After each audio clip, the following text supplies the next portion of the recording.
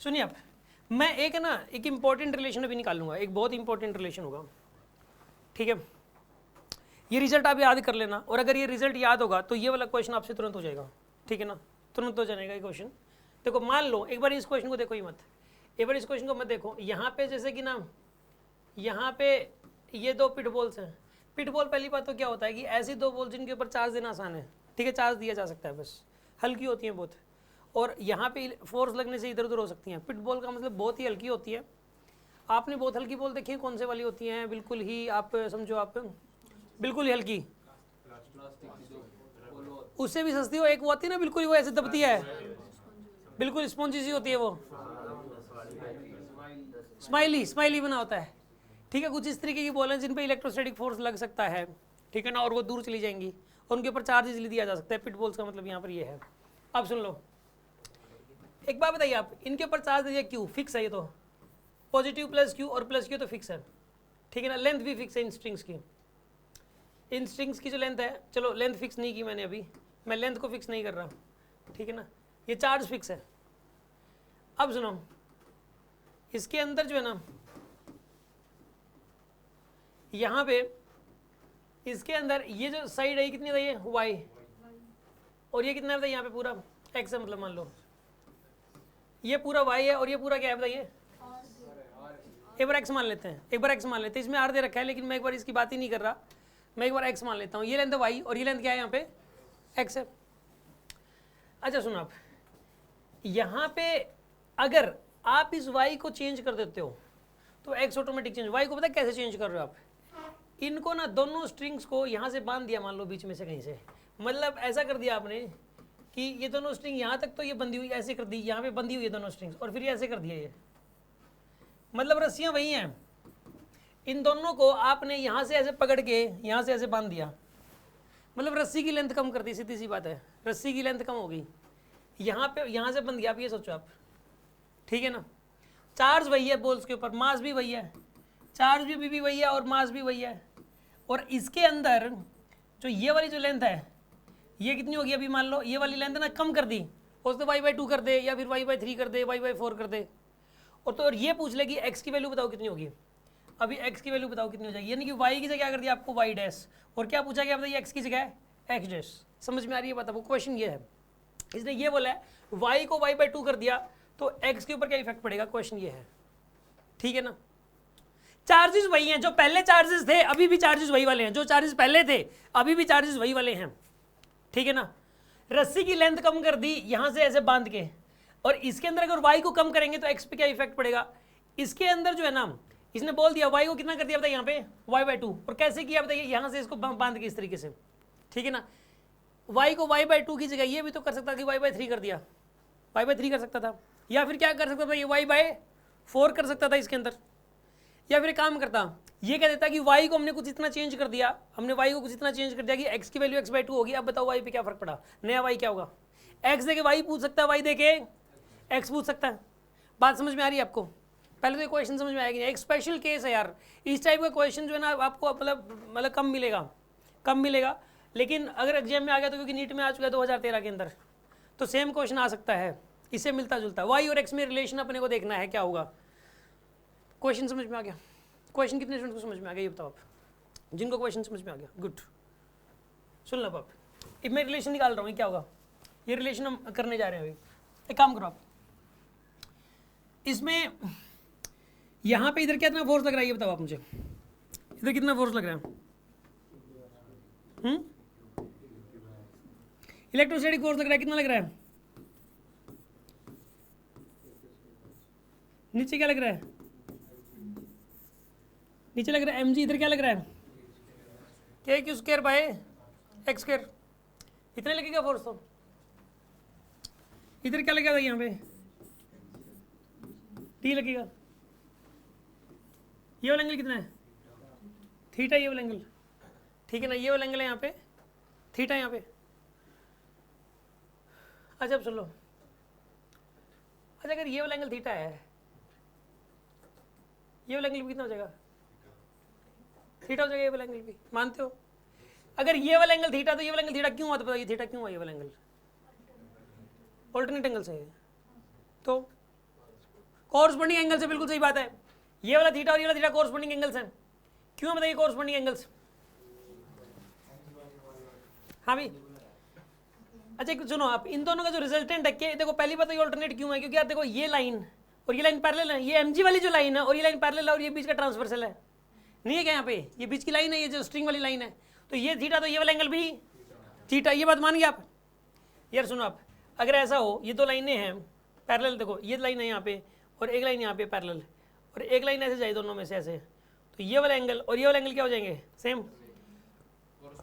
Corresponding angles हो जाएंगे। ये वाली लाइन और ये लाइन पैरेलल है, तो ये थीटा है, तो ये थीटा क्या हो जाएगा बताइए? कॉरस्पॉन्डिंग एंगल हो गया।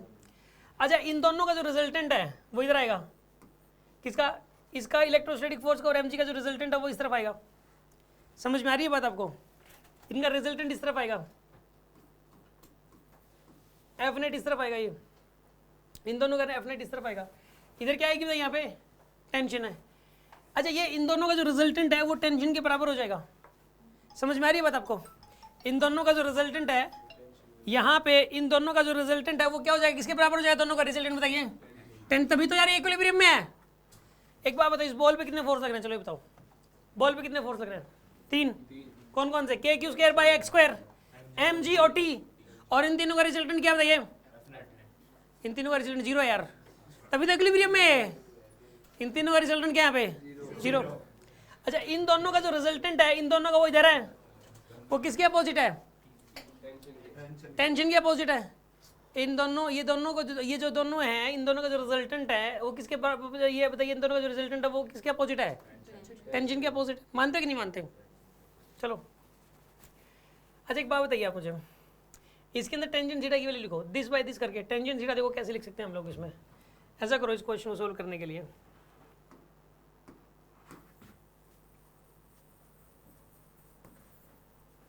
एक काम करो, टेंजेंट थीटा की वैल्यू लिखो आप। टेंजेंट थीटा की वैल्यू बताइए क्या लिख सकते हैं हम लोग? दिस बाय दिस, के Q square divide by X square, ठीक है, डिवाइड बाय एम जी, है ना? तो एक काम करो, 1 बाय एम जी कर दो इसको। ये टेंजेंट थीटा की वैल्यू आ गई, ये पहली इक्वेशन बन गई। एक बार टेंजेंट थीटा की वैल्यू, एक बात बताओ, ये वाला एंगल अगर थीटा है ना, तो ये वाला एंगल भी कितना है यहाँ पे? टेंजेंट थीटा की वैल्यू इस ट्रायंगल का यूज करके भी लिखो आप। बताइए, इस ट्रायंगल का यूज करके टेंजेंट थीटा की वैल्यू लिखो, कैसे लिखोगे बताइए आप? ये परपेंडिकुलर, ये बेस है, परपेंडिकुलर, ये वाला कितना हो जाएगा इस ट्रायंगल के अंदर? परपेंडिकुलर कितना था यहाँ पे? x/2। बेस कितना यहाँ पे? y। ये टेंजेंट थीटा निकालना है मैंने, पहले दिस अपॉन दिस करके, फिर निकाला x/2 अपॉन में y करके। टेंजेंट थीटा की वैल्यू निकाल ली हमने। इन दोनों क्या करना है आपको? इक्वेट करना है। इन दोनों को इक्वेट कर दो यार, करिए आप, इन दोनों को इक्वेट करो आप।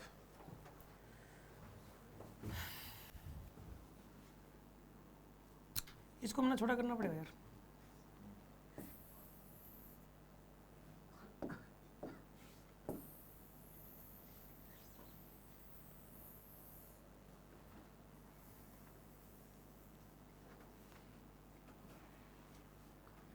सुनो, करते हैं यहाँ पे, इसके अंदर इन दोनों को इक्वेट कर दो आप। यहाँ पे कर रहा हूँ मैं, के Q square by X square into में 1 बाय एम जी, ठीक है ना?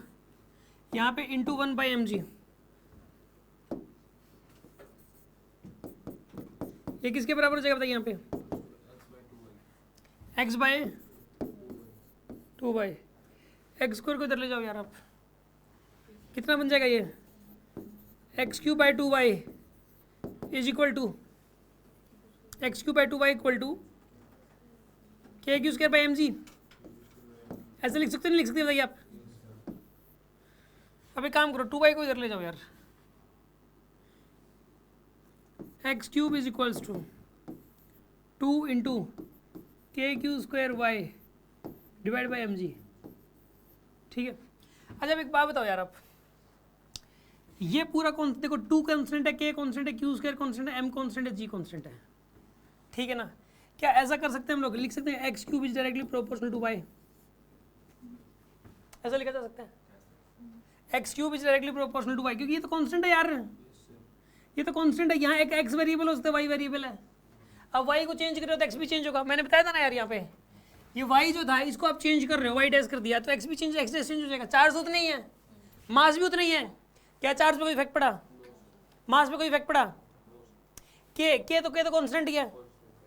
जब आप, होता ये है कि जब आप यहाँ पे इन दोनों रस्सियों को इस तरीके से यहाँ से ऐसे पकड़ के ऐसे बांध दोगे धागे से, ताकि ऊपर वाला पोर्शन स्टैटिक रहे बिल्कुल ही, वो हिले डुले ना, तो y कम हो रहा है उससे, और y कम हो रहा है तो x भी कम हो रहा है, x भी चेंज होगा, y के कम होने से x भी कम होगा। ठीक है, पेपर में ये कह देगी यार रस्सी की लेंथ छोटी कर दी हमने, चार्जेस वही है, मास भी वही है, दोनों बॉल्स के, ठीक है, हमने रस्सी की लेंथ छोटी कर दी, और लेंथ छोटी करने से y में चेंज आ गया, x में कितना चेंज आएगा, ये पेपर में आ सकता है, या x में इतना चेंज आ गया, y में कितना चेंज आएगा, रस्सी की लेंथ बड़ी कर दी, ये कह देगा कि इसी क्वेश्चन में कि जो रस्सियों की जो लेंथ है वो डबल कर दी, अगर स्ट्रिंग की जो लेंथ है वो डबल कर दी। इस टाइप के क्वेश्चन का एक्स्ट्रा डीपी भी देंगे, उसके अंदर है इस टाइप के क्वेश्चन, इसमें रस्सी की जो लेंथ है वो डबल कर दिया आपने। अब बताओ, और इससे जो है ना y पे इतना इम्पैक्ट पड़ गया, या लेंथ बताया नहीं कितना कर दिया, y की लेंथ बढ़ा दी, y इतना हो गया, x पे बताओ क्या फर्क पड़ा, इस टाइप के। तो y और x में रिलेशन चाहिए था हमें, y क्या चीज़ है, y यहाँ पर ये वाली हाइट है और x यहाँ पर ये वाली हाइट है, ठीक है जी, बात समझ में आ गई आपको। अब सुनो, इसके अंदर काम करो, x cube is directly proportional to y हो गया, अब ये वाला क्वेश्चन सोल्व हो जाएगा, या फिर ऐसे लिख दो y is directly proportional to x cube, दोनों का मतलब एक ही है, ठीक है ना। अब ये क्वेश्चन इजीली हो जाएगा, y की जगह क्या कर दिया इसने, y/2, y की जगह क्या कर दिया, y/2 इज डायरेक्टली प्रोपोर्शनल, ये x डैश का क्यूब हो जाएगा, फिर क्या बन जाएगा बताइए यहाँ पे, अरे y का y/2 करोगे तो x क्या हो जाएगा, x डैश का क्यूब, y चेंज तो x भी चेंज, y चेंज तो x भी चेंज हो गया। इन दोनों को डिवाइड कर दो, इन दोनों इक्वेशंस को, मतलब यहाँ पे इनको आपस में डिवाइड करोगे यहाँ पे, तो देखो आंसर आ जाएगा उससे, ठीक है ना। करते हैं इसको सॉल्व।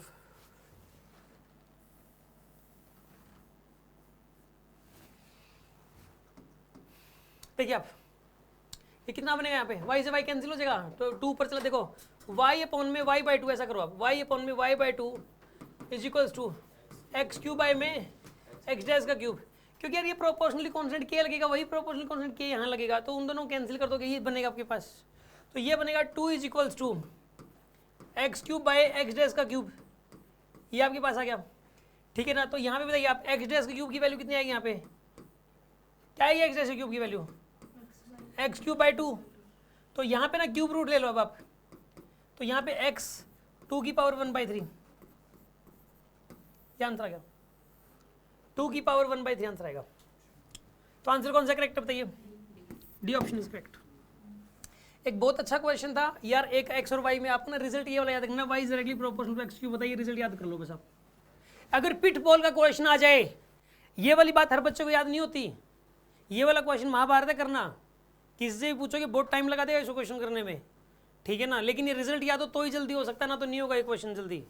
लेंथ अगर चेंज कर दे तो y और x में एक रिलेशन होता है, और उस y और x में रिलेशन ये वाला होता है y डायरेक्टली। अब एक बात बताओ यार, कि इसके अंदर y की जगह y/3 कर दे, क्या कर लोगे बताओ, तो फिर मतलब लंबे तरीके से करोगे, जो बुक्स में सॉल्यूशन दे रखा है उस तरीके से करोगे तो हो चुका, फिर तो नहीं होता ये कह देगा लेंथ को चेंज कर दिया, लेंथ को चेंज करने से x डबल हो गया, y बताओ कितने टाइम्स हो जाएगा, ये रिजल्ट पता है तो तुरंत पता लग जाएगा, कितने गुना हो जाएगा, 8 गुना, तुरंत पता लग जाएगा यहाँ पे।